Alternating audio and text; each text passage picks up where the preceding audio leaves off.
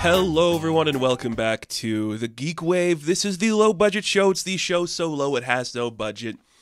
Until that point where we get super successful on our own right and we're competing with another podcast that is owned by Disney. So they spend like $1 billion to buy us out. And now we can use the characters that are created in the GeekWave in the Disney movies. X-Men time.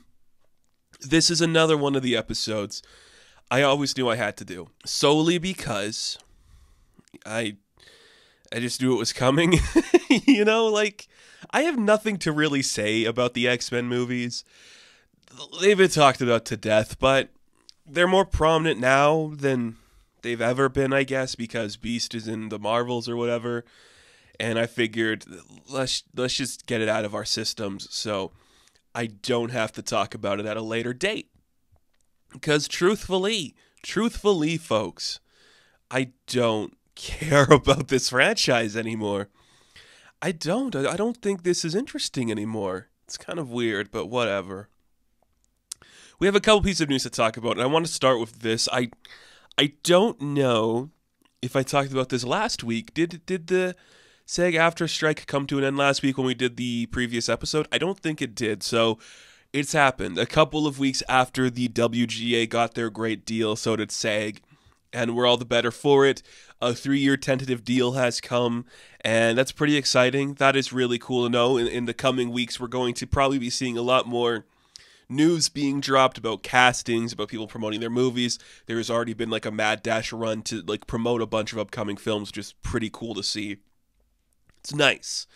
It seems like people are relatively happy with the deal. I know Justine Bateman maybe made a couple comments like, this isn't the best thing ever, but I think it's good for the most part that everybody is satisfied, and as long as the actors and the guild is happy with the decisions that were made, I am happy with it too. I think that's pretty cool. Honestly, it's about time, and I think it's going to set a precedent going forward. And I think a lot of things are going to set a precedent going forward of things we talk about. I'm just glad this has been resolved. We have a couple pieces of news to talk about on top of that. A couple of things that feel like they are coming relatively in conjunction to the events of the SAG-AFTRA stuff. First one being a Legend of Zelda movie. A live-action Legend of Zelda movie is coming, folks. It's coming. It's going to happen. Wes Ball, who's wrapping up production on the Planet of the Apes movie, Kingdom, will be doing this next, I suppose, which is kind of interesting. You'd think like maybe he'd want to do a trilogy of ape stuff, but maybe this is like the one you sprinkle in. You can start production on it now, and you can have it out by like 2026, and then you do, you know, follow it up with another Apes movie. Or maybe they don't want to do another Apes movie. It's very interesting. Maybe he doesn't want to do another Apes movie. But yeah, Avi Arud's going to produce. It's going to be a Sony joint, which Mario isn't. Mario is from Universal because that's through Illumination. So that's interesting, like, you know, dueling properties of Nintendo like that. They could still easily do like a Legend of Zelda animated story, and that's probably the direction they should have taken, is to want to be animated. It seems like you can get more character emotion that way in something like a Mario movie. I don't know. I know there's going to be a lot of people talking about who's Link, who's Zelda. And I'll also say it should be Hunter Schafer for both of them. Like, I think she'd be the perfect choice. Like, you have to find the perfect level of androgynous for both of those characters. There is just something hidden beneath the eyes of both of them, and you don't get like your standard buff guy to be Link, you know, not like a Chalamet or a Holland or an Elordi or any of those guys. There has to be something a little more like fluid to them. Who's that kid that plays that's going to be in Agatha, plays like the older version of Wanda's son? The one from Heartstopper, maybe, is his name Joe something? Joe Locke? Yeah, that's the kid. I mean, you dye his hair blonde. I mean, he could be Link, I guess. He's got, like, that's the kind of energy you want. Just, like, that kind of just, like, guy. You know? One of those types. Kit Connor, who's this? Is he somebody that could do it? Yep, he could. Okay, I'm looking at a picture of this Kit guy. It's him, yeah. And then Hunter Schafer is Zelda, of course. Like, she's perfect for this type of movie.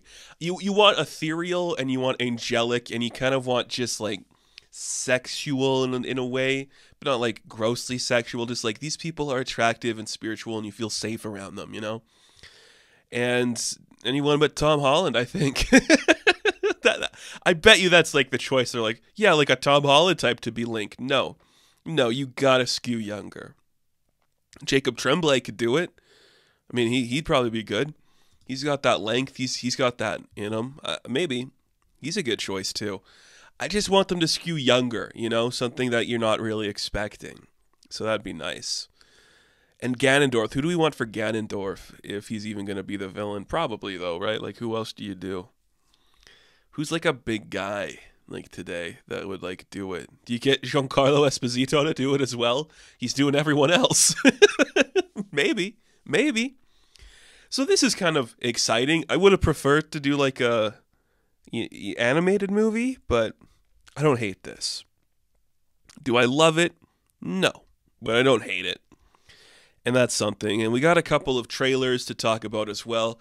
The first one is for a movie releasing in the next couple of months, and that is Mean Girls the Musical. This is the new movie that is being targeted to its audiences as something that's not a musical, which is a bad idea. Are you scared to market musicals? That's not good. You probably shouldn't do that then. Because then people will have certain expectations for what you're doing. Either way, I don't know. It's so stupid. It's all dumb. But this movie, I think it looks kind of fun. You know, I'm for it. We're trying to do like, it's this ain't your mother's Mean Girls. Because it came out 19 years ago. And I guess if you were born 19 years ago, you're right. It wouldn't be your mother's Mean Girls. But a musical about a musical that's been around for a long time, I'm interested in that. That sounds like a fun idea. I'd be very curious to see if it works.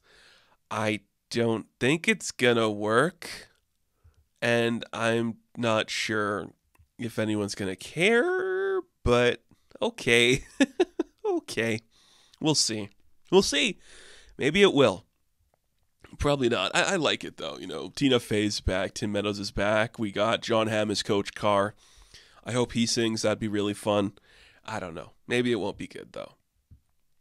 And another trailer to talk about, the one that came out the day of this recording, because Mondays are bad and Mondays are shitty and everything sucks. It's the trailer for the new Garfield animated movie. This is long talked about, around the same time that Chris Pratt was announced as Super Mario. He was also announced as Garfield, which is almost weirder if you think about it. He's fine at Mario. He's not the problems with that movie. But Chris Pratt as Garfield, that's nobody's first choice. And it really doesn't sound that great. He's just doing like, what if Chris Pratt talked monotone? Well, that's not really a voice, and that's not really like what you'd imagine from Garfield. But we got it. Garfield is like a lonely kitty. Hashtag Baby Yoda-ing up Garfield. He finds John, and John really loves him in this movie, which, is that what we want to do? Like, are we just not allowed to do like John's indifferent to this cat's existence? Which I guess makes sense. We want to promote something happy. Like, if we did Alvin and the Chipmunks today, could you know, Dave scream, Alvin? Or would he have to be like, oh, Alvin, babe, stop it? Not that I'm saying, like, go woke, go broke, but would we be allowed to, like, be angry at, like, representations of children that are animals? I don't know. But, yeah, Odie and John are there, and Garfield's dad, Tiger, is that his name? I can't remember. Samuel L. Jackson, playing a big fat cat, takes Odie and Garfield on an adventure. Okay. Like, I know we can't just set it in the house like the comic strip, because what is that? But there's something very uninspired about the plot of this, and I'm not sold on it yet. It's going to be one of those like adopted family movies where Garfield's going to think he should be with his actual father, but his father's not going to be a good guy. He's going to come home to John and Odie, and he's going to be happy with them. You know, you've seen it before. It's fine, I guess. I don't know.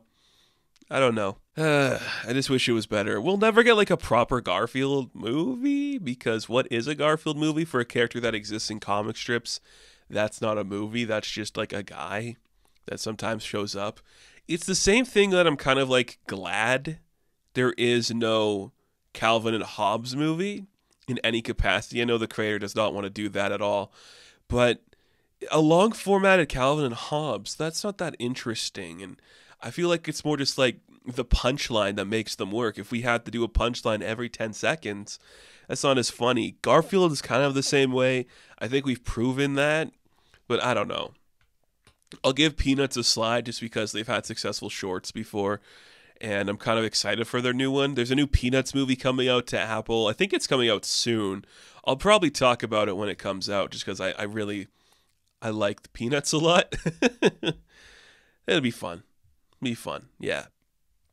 So let's finish up with one final piece of news. This is kind of a big deal because it was going to be like one piece to talk about, and then it kind of switched on us today. It was revealed a couple days ago that Warner Brothers Discovery will be shelving their upcoming Coyote V Acme movie, which is the Wile E. Coyote film where it's based off an article or it's like a satirical article somebody wrote where it's like, Wile E. Coyote is suing Acme for all like the failed inventions they gave him. Well, James Gunn co-wrote like a script for this, and it was turned into a film. He also helped produce it. And now the film has been shelved by Warner Brothers for a tax write-off of $30 million, which doesn't seem normal. We've talked about this extensively with things like Batgirl and their Scoob 2. It's all terrible and bad, and it sucks. And to reiterate all that, I don't think I need to, just because you all know at this point. You all know at this point that this is a bad idea. This sucks, and nobody's happy about it. And there was interested buyers to get it off of Warner Brothers' hands, and they're just going to dump it for a tax write-off, so nobody's going to see this. Photos came out about it, production pieces came out about like doing like some of the stunts. It looked great. The test scores were phenomenal for it, and still Warner Bros. Is like, let's just get the money. Warner Brothers clearly proving they're the terrible company in this entire system, the absolute worst of the worst. They're going to dump it. It was revealed today that they are going to change their plans after the backlash that came from it, and they are going to allow the film to be shopped to other studios. People have cited that Paramount and Amazon and Apple and Netflix are all interested too, and a serious buyer is looking to be Universal, which would be amazing if in like the span of a couple of years, Warner Brothers lost both a Looney Tunes movie and Christopher Nolan to Universal because they're fucking stupid. That would be so funny. I really like that. I'm super excited for this movie. I am, of course, going to see it and talk about it. There is also a 2D animated Looney Tunes movie supposedly coming out next year with Porky Pig and Daffy Duck as the leads. There are still those rumors of a live-action Bugs Bunny movie, so this is what we want. You have those characters. Let's do something with them. Very cool. Wile E. Coyote is very relatable. I hope he wins his court case. He should. He deserves to. That'd be great. What if this was like the Puss in Boots, The Last Wish of Looney Tunes, where it's like suddenly everyone's like, oh, this is what we want. We should make more like this. God, I hope so. I hope so. Please. All right, folks, let's take a quick break, and when we come back, X-Men time.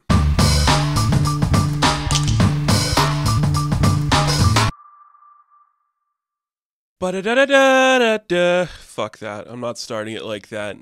That was just the 90s theme song. An attempt at the 90s theme song. I'm sorry. I don't know why I tried that. I feel stupid, but I'm not going to take it back. We keep going. Fuck it. We'll do it live. X-Men time, everybody. It's that time of year again. X-Men time. What do we want to do here? Do I just want to talk about the movies? I guess so. A film franchise, which might surprise you, has been running for 20 years. The only thing that killed it was Disney buying 20th Century Fox. And that didn't even kill it because they still managed to sneak out a little bit of what you might call a Dark Phoenix and a New Mutants in there. But they're going to be rebooted. We're kind of in like the heyday of us caring about them again. Hugh Jackman's coming back. Kelsey Grammer just came back. Patrick Stewart just came back. Am I missing one? Who else came back recently?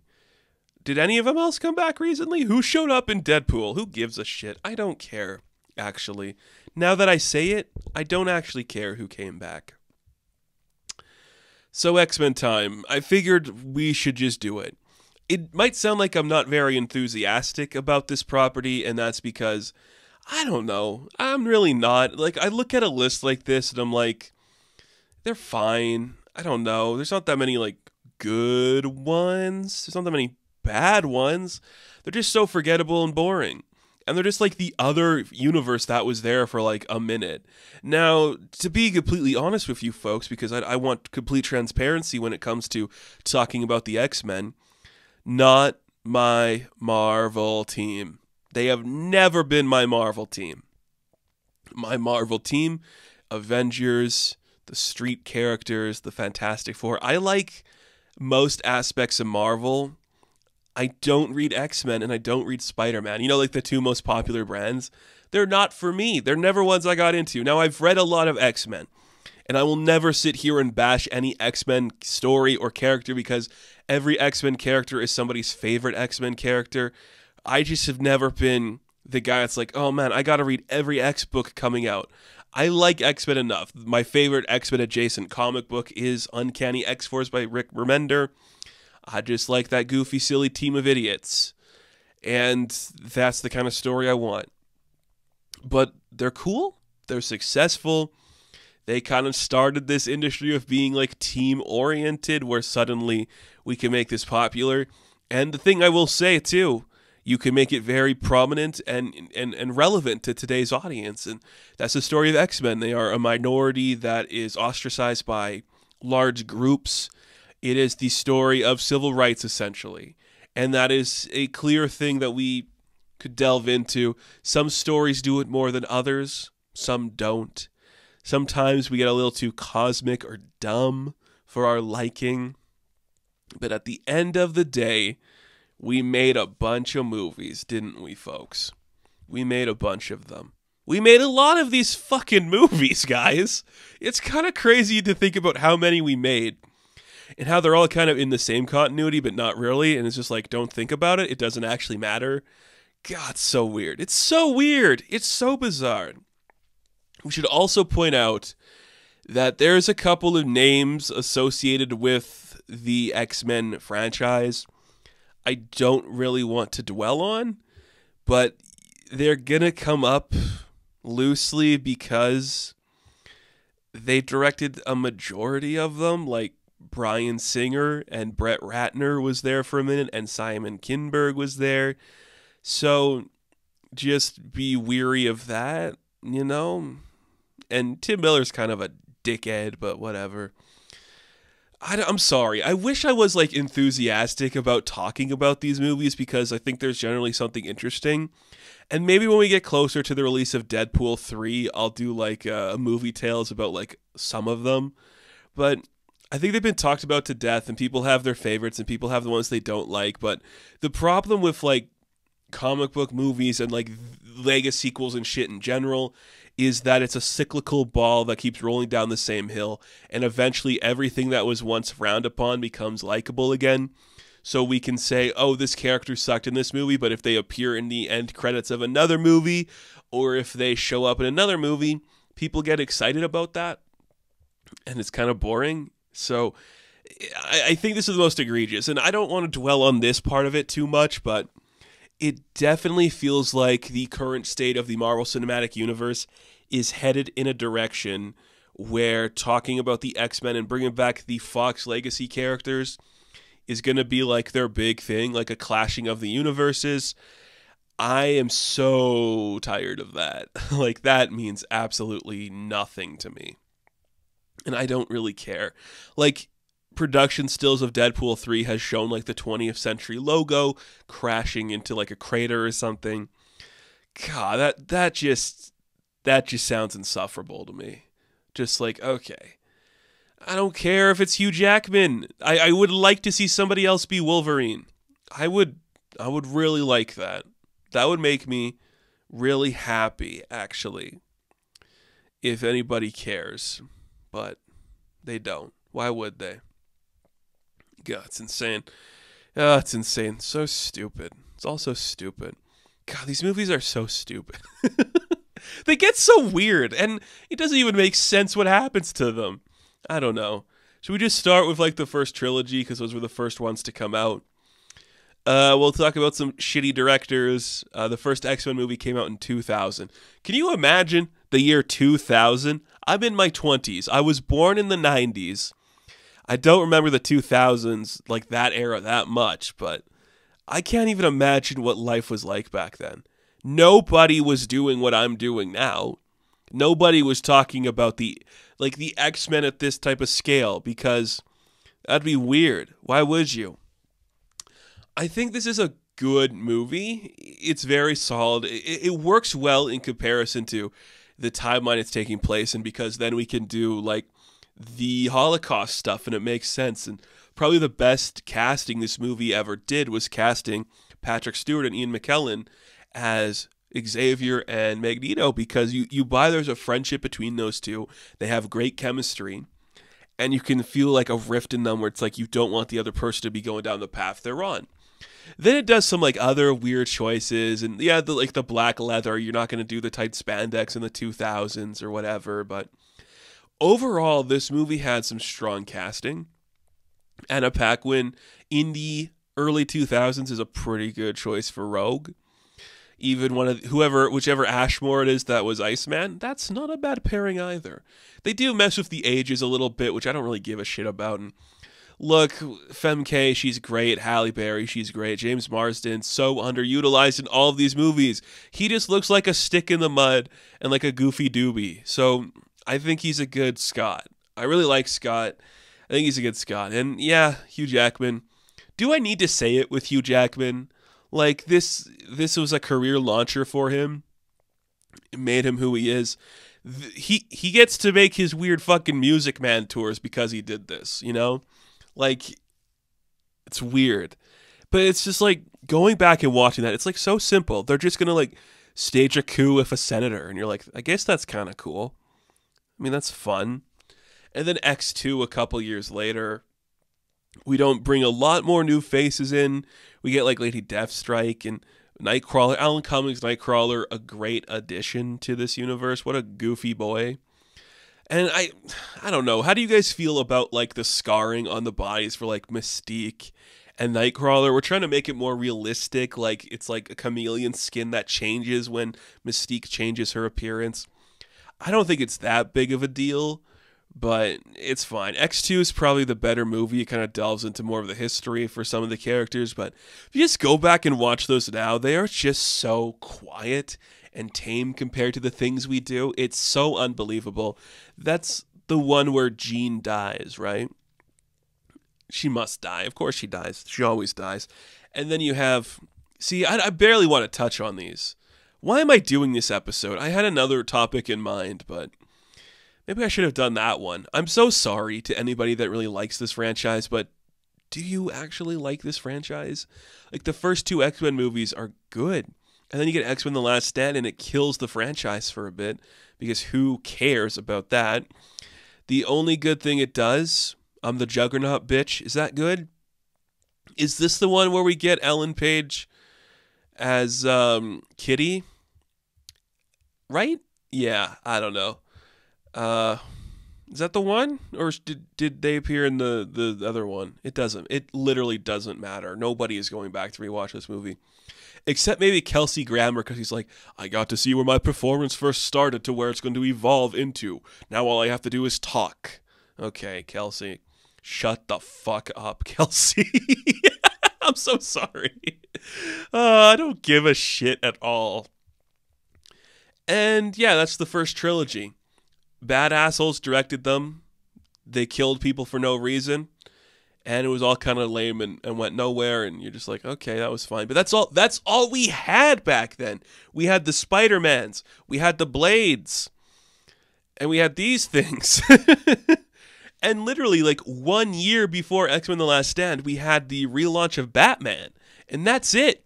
That's all we had back then, guys. You don't get it. You kids don't remember.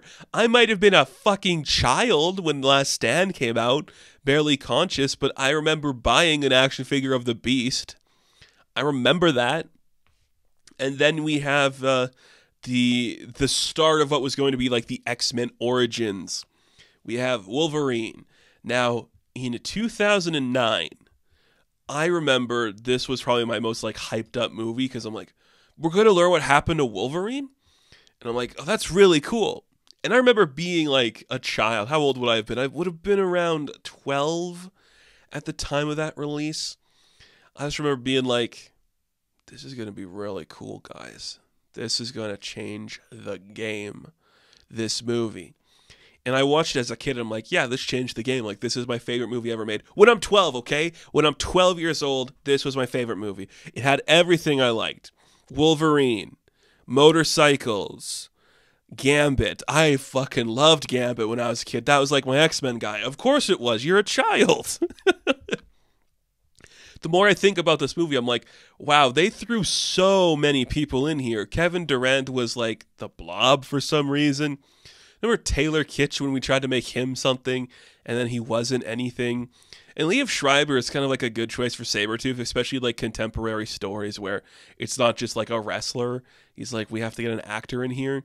That dynamic, I think, worked well. That's one of the praises I will give to X-Men Origins Wolverine is that it made Shriver and Jackman into the relationship that was McKellen and Stewart. And if they stuck with that a little bit more, it would have worked just slightly better than what actually happened. But it looked wonky. It was a weird story, and I can't say it's good. I can't say it's good. But I was a kid and I liked it a lot. Now I couldn't even tell you who the director is.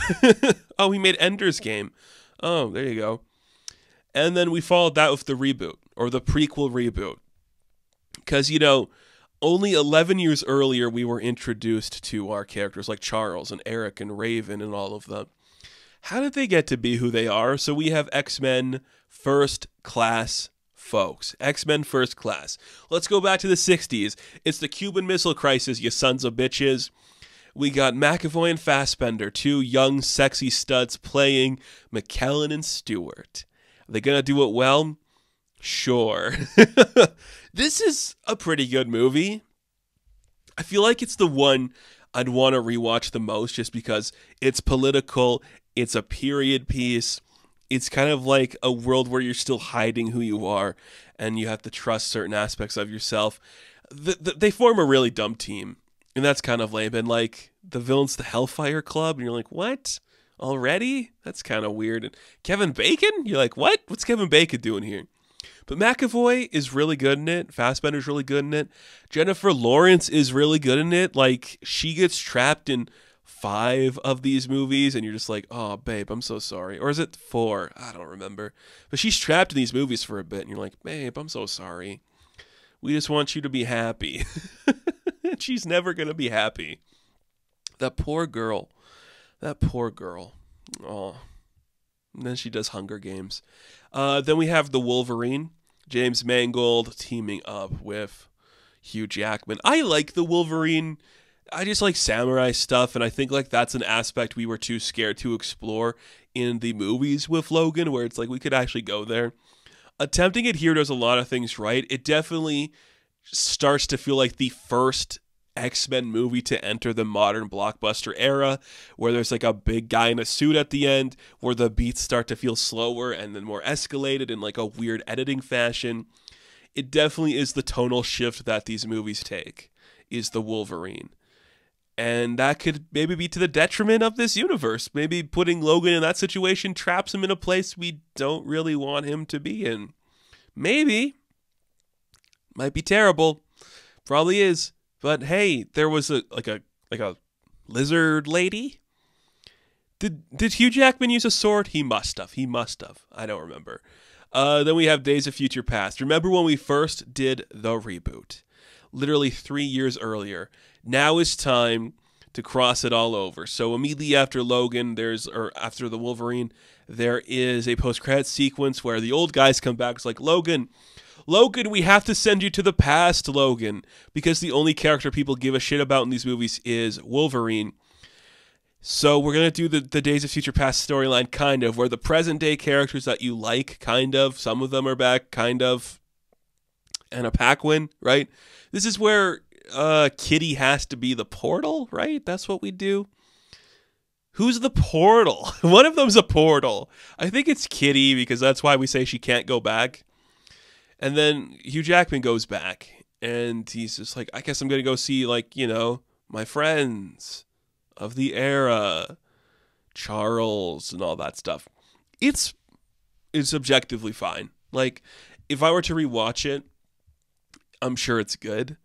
But just in hindsight, doing this right after the reboot, bringing the legacy characters back 8 years later and saying we're years in the future, yeah, that's kind of lame. It might be the reason your whole timeline is destroyed. You just had no other storylines you wanted to adapt. You couldn't think of any. Like, let's run through these lists and talk about the villains of them really quick. X-Men 1, Magneto. X-Men 2, Government. X-Men 3, Magneto/Government again, I think. Origins Wolverine, Sabretooth, Weapon X, Government, Deadpool, The Blob. Too many of them. Who cares? First Class, Kevin Bacon and Sebastian Shaw. In the Wolverine, it's Silver Samurai and like a lizard lady. We have a few key villains we can still talk about. I guess doing Bolivar Trask next does make sense. But I don't know. Does it? Does it really make sense? I don't know. Because after that, we have X-Men Apocalypse. What if Oscar Isaac was Apocalypse? And this is where the timeline gets super fucked up. Because we introduce a younger version of Storm and Jean Grey and Cyclops. Is this the one they're introduced? Do they come in Days of Future Past? Who? I don't care. Which is, because we introduced Quicksilver in the Days of Future Past. And you're like, it's competing Quicksilvers. Fun fact, the better one is Aaron Taylor Johnson. He's the way better Quicksilver. I hate the Evan Peters Quicksilver, but we do not need to get into that topic. Then Apocalypse comes out, and everyone's like, oh, so this is just the bad universe now. It's a bad movie, dumb costumes. Who was, Olivia Munn? Was that who was Psylocke? And we're like, hey, why is that like an accurate costume for a character who's doing nothing in this movie? And you just feel bad for everybody. Nobody wants to be there. And like half the time, Lawrence isn't even wearing the makeup, and they don't kill her. They kill her in the next one. It's tiresome. They kill Jean in this one, right? And that's what leads to... I don't care. I'm talking about this like it matters. It doesn't. It's a bad movie, and nobody wants to rewatch it. Who are the Horsemen? It was Magneto, Angel, Psylocke, and Storm. Classic characters that become... Nicholas Holt's good in these movies. I'll give him credit for that. Like, he plays a young version of Kelsey Grammer, okay.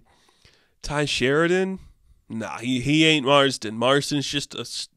You just know Marsden goes home to his wife and is happy. And that's what Scott should be. Just a happy guy. So, next on our list is Deadpool. Yay, Deadpool. A character I cannot stand. I attribute the Daniel Way run of Deadpool to a lot of the problems I had with that era of Marvel Comics, where that book was so successful and it bred new life into the character that everybody thought that's what a character should be. And we're now just escaping that. I don't need to get into like my thoughts on Deadpool. It doesn't matter. But my favorite run of Deadpool in the comic books is the Jerry Duggan run, where he's just like a sad, pathetic guy, and it's like he tries to help, but he's kind of a loser. This movie's fine. I remember I'm in high school at the time, and I have a friend that's like, this is the funniest movie ever made. I'm like, that cannot be true. There is no aspect of this character this actor, this team that makes me think this is a funny movie. I thought it was fine. As a guy who went in expecting this movie to ruin his life, I thought it was just okay.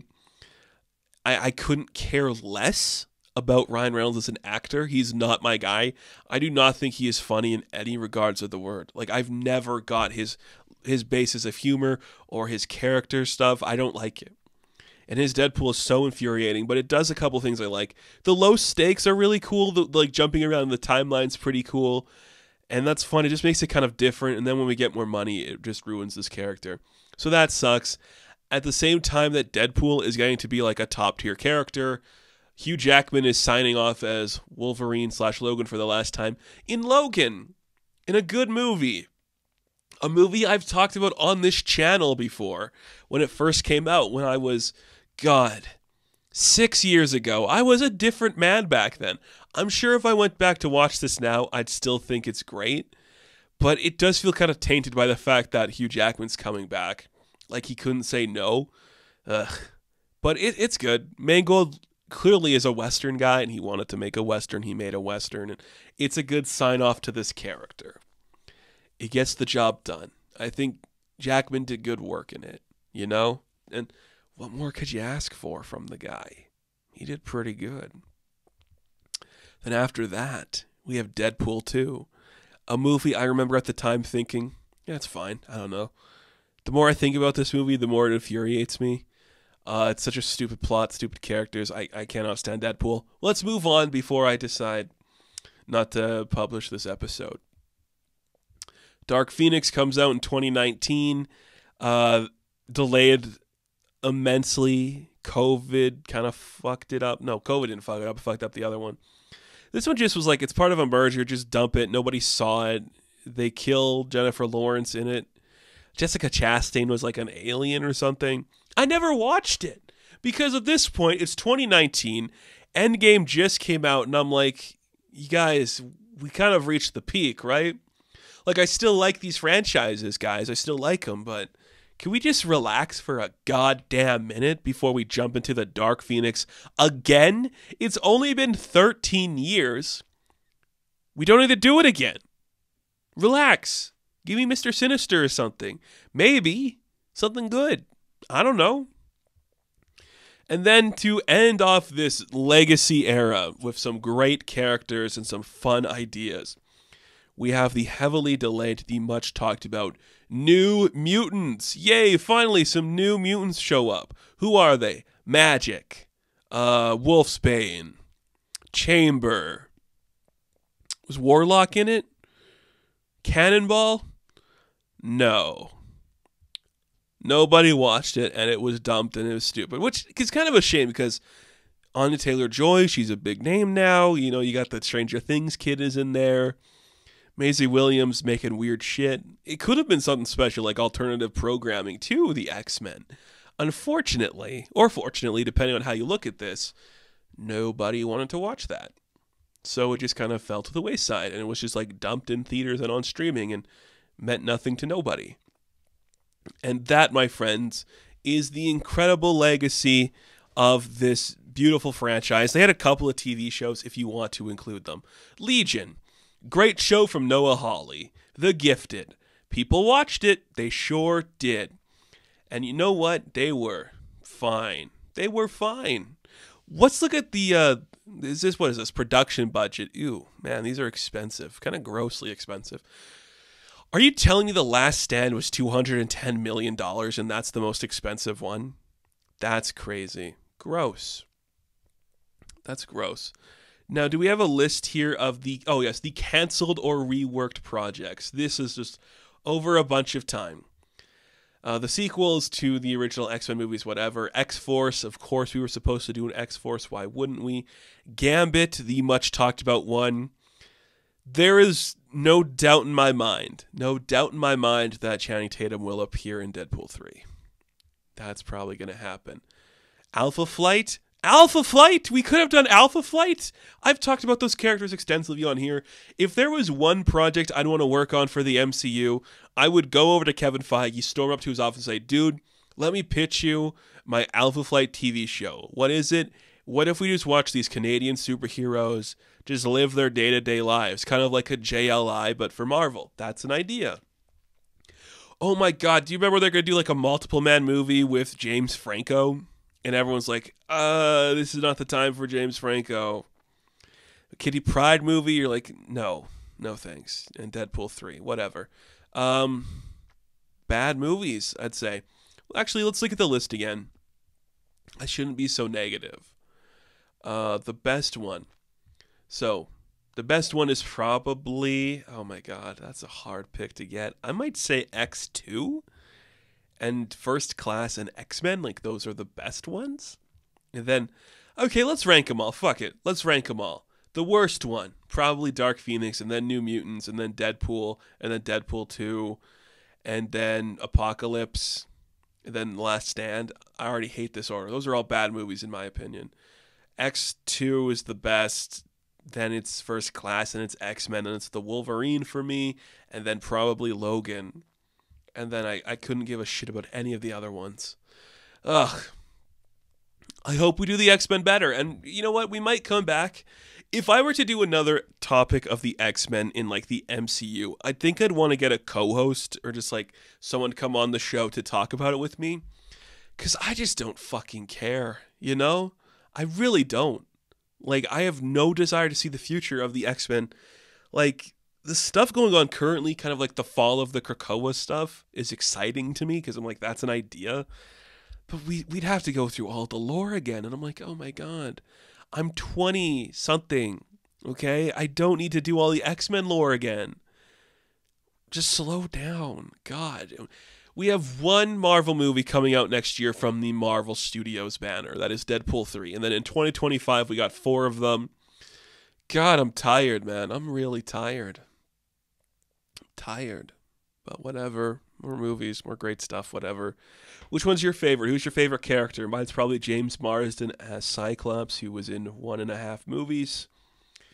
If you can call him in any of these movies. Whatever. Let's end it here before I just ramble on about how much I dislike this franchise. Thank you all for watching this episode. Be sure to like and subscribe to the channel.